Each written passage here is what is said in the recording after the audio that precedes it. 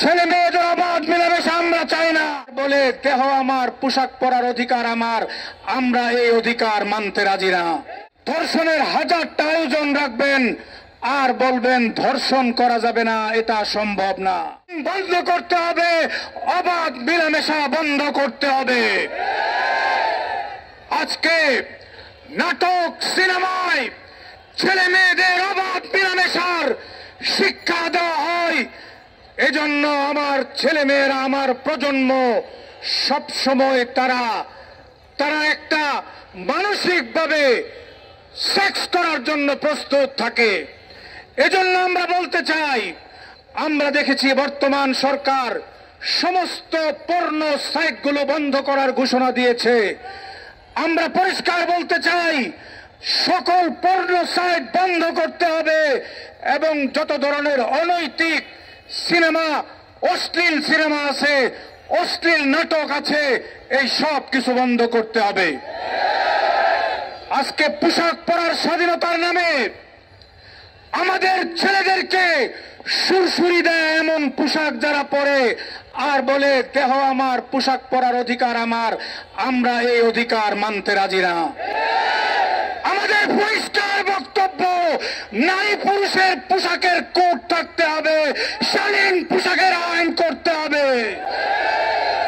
ছেলে মেয়েদের অবাধ মিলামেশা আমরা চাই না। আমরা মনে করি ধর্ষণ এটা হঠাৎ করে হয় নাই।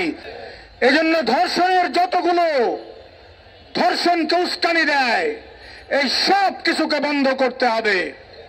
পরিষ্কার বক্তব্য, আমাদের বোন আসিয়াকে যে শহীদ করেছে, যারা তাকে মদদ দিয়েছে, এই সবগুলোকে ফাঁসির কাস্টে ঝোলাতে হবে।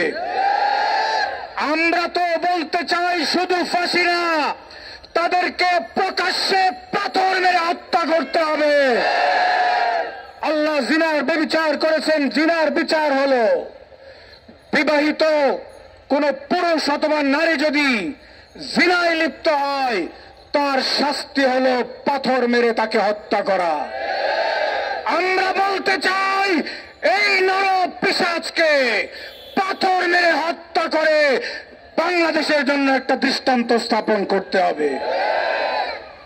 আমার ভাইরা, আমরা 15-16 বছর সংগ্রাম করে, আন্দোলন করে, জেল জুলুম নির্যাতন সহ্য করে, আমার হাজার হাজার ভাইরা শাহাদত বরণ করে আমরা ফ্যাসিবাদকে বিদায় করেছি।